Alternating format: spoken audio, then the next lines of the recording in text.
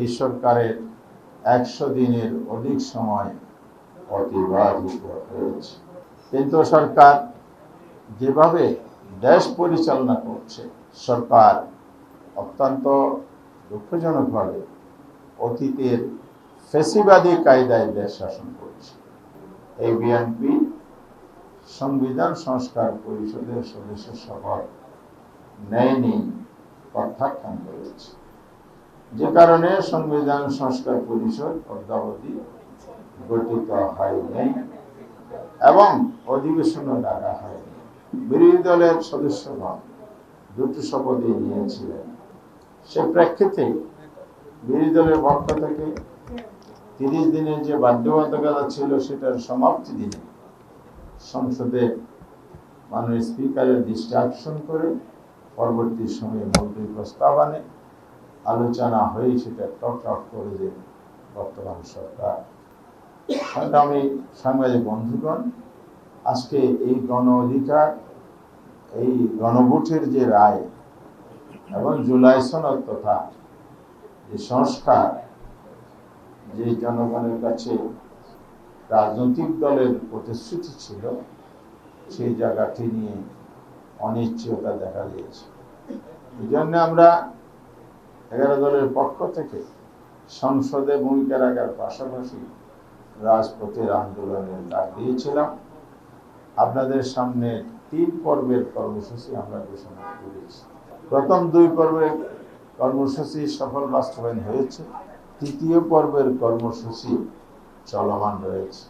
গত 16 তারিখ আমরা রাজশাহীতে 11 দলের সমাবেশ করেছি।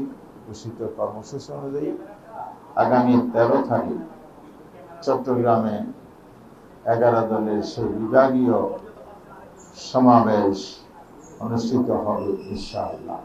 রাজশাহীতে যে বিশাল জনসমুদ্র আমরা দেখেছি, চট্টগ্রামে সেই জনগণের বন্যার স্রোত প্রভাবিত হবে, সেই অবস্থা ইতিমধ্যে আমরা লক্ষ্য করছি।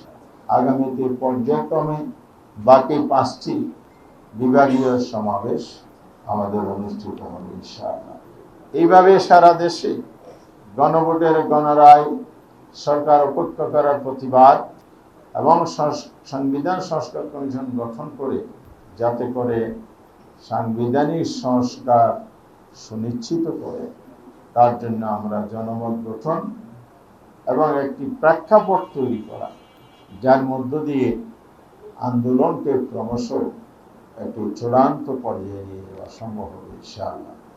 সে লক্ষ্যে আমরা অগ্রসর হচ্ছি।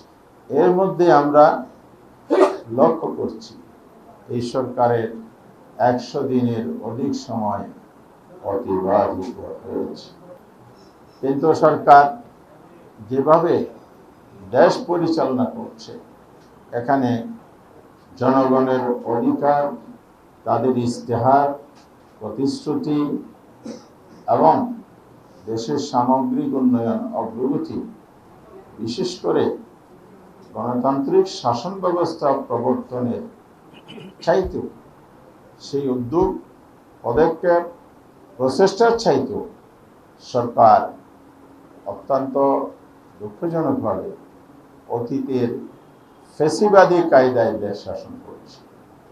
এ পর্যন্ত যত পদক্ষেপ নিয়েছে, সংসদের ভিতরে, সংসদের বাহিরে, সবগুলোই হচ্ছে অনেকটা বিগত দিনগুলোর কর্তৃত্ববাদী শাসন আমলের বর্ধিত অংশ বা এক্সটেনশন।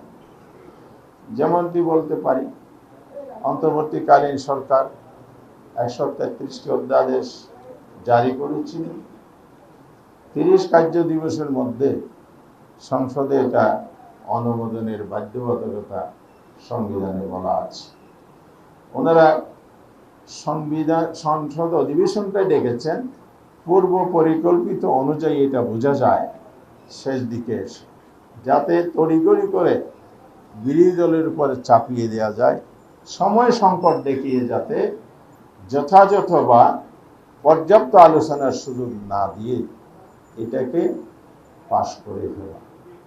প্রথম দিনই 133টি অধ্যাদেশ স্থাপিত হয়েছে, কিন্তু যে প্রক্রিয়া আলোচনাটা হয়েছে বিরোধী দলকে 2 দিন আগে বা সংসদ সদস্যদেরকে 2 দিন আগে যে কাগজ দেওয়ার কথা কোনো কোনো ক্ষেত্রে 1 ঘন্টা আগে দিয়েছে, কোনো ক্ষেত্রে আলোচনা চলাকালও দিয়েছে। কিন্তু জাতীয় স্বার্থে বিরোধী দল এটাকে চ্যালেঞ্জ করে নাই। চ্যালেঞ্জ করলে সেই আলোচনায় এখানে স্টপ হয়ে যাওয়ার কথা। এটা আমাদের কার্যপ্রণালী বিধি অনুযায়ী সংসদ পরিচালনার যে পদ্ধতি আছে সেখানে এটা অ্যালাউ করা যায় না। তারপরে আমরা জাতির স্বার্থে এই একগুলো পাস এটা আমরা চেয়েছি। এটা সংস্কারের একটা পার্ট ছিল। 18 মাসের সরকারের 133টি অধ্যাদেশ কিন্তু একটু সংস্কারের অংশ ছিল। সেখানে মৌলিক কিছু বিষয় আছে। মৌলিক সংস্কার 20টি, যেখানে মানবাধিকার কমিশন, সংবিধান ও সংবিধানের সমস্ত কমিশনগুলো আছে, নির্বাচন কমিশন সহ দুর্নীতি দমন কমিশন, গুরুত্বপূর্ণ জনগণের অধিকার সংরক্ষণ, মানবাধিকার সংরক্ষণের যে সমস্ত কমিশনগুলো ছিল সেই 20টিকে ওনারা এখানে সংসদের এই আলোচনা থেকে ল্যাপস করে দিয়েছে।